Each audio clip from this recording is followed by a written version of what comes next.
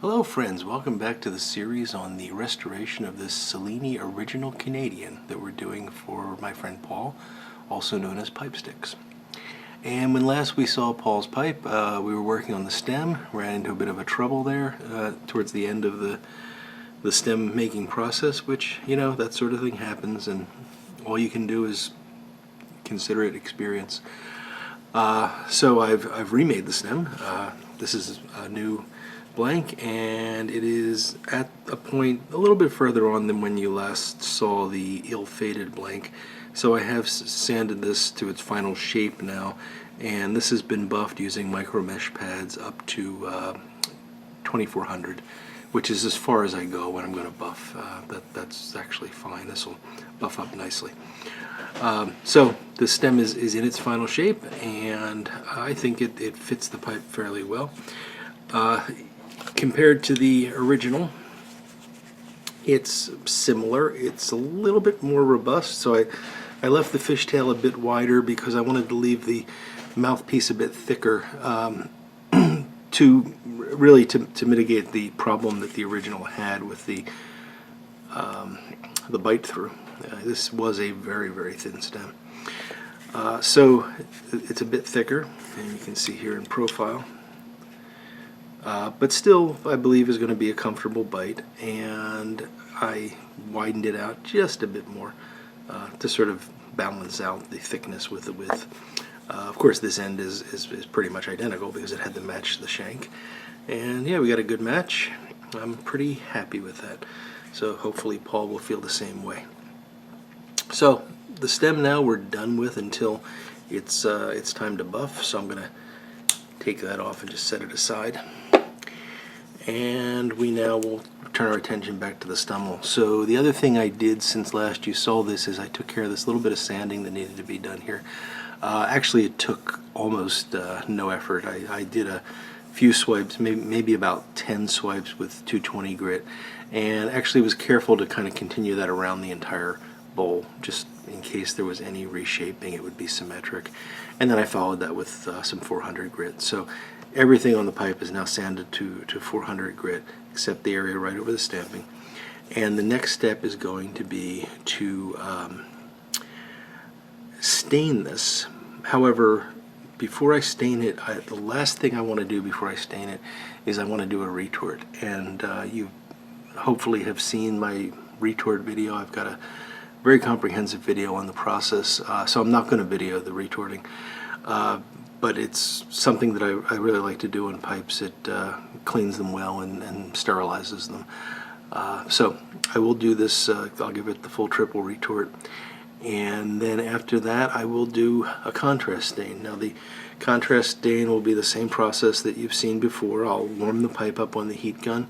We're going to use dark mahogany. So we'll cover the whole pipe in dark mahogany, being careful around the stamping because I don't want to do any sanding here. And then we'll allow that to set overnight. After that sets, I'll probably bring you back briefly just to show you how it looks once it's fully stained with dark mahogany. And then we will sand that off so that we're going to be sanding away the stain that's not in the grain. We'll do that with 400 grit and then follow that with 600 grit. And at that point we'll be ready for the buffer. So we're getting really close. So I'll do the retort, the staining. I'll bring you back before that last sanding effort. See you soon. Well folks, we're back. It's the next day and we've allowed this coating of mahogany stain to sit overnight, and we are ready to begin sanding now, 400 grit. So I'll do that. I'll bring you back one more time just to show you the pipe before it goes to the buffer, and then we will come back with the final product. So stay tuned. Alright folks, so we are ready now for the buffer. We've got the stain sanded off. You can see that it is somewhat highlighting the grain. Of course, until this is buffed and waxed, it's going to be difficult to see the final product, but it's in there. And the stem is on there very nice, and it's ready for its final buffing and waxing as well. So we'll go ahead and do that, and in just a moment you will see the finished product. Well, folks, the buffer has done its magic, and the Cellini Canadian Original is complete.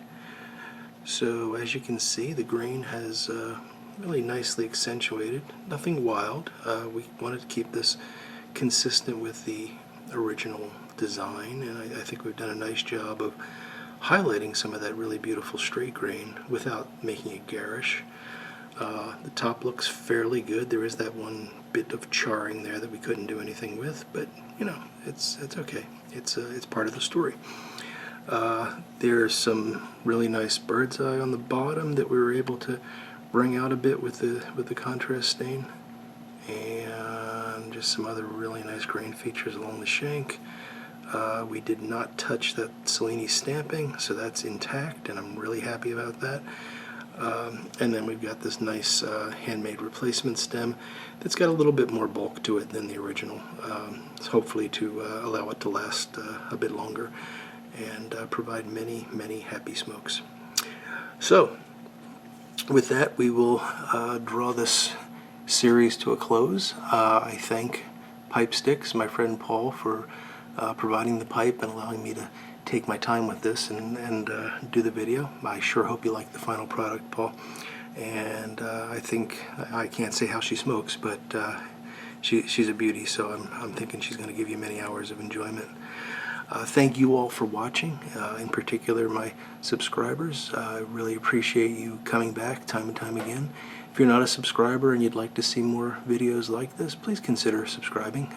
Just click the button and you'll get updates whenever I post new videos, and we'd love to have you return for additional shows. So, with that, again, thank you all, and until next time, I will look forward to talking to all of you again very soon. Goodbye now.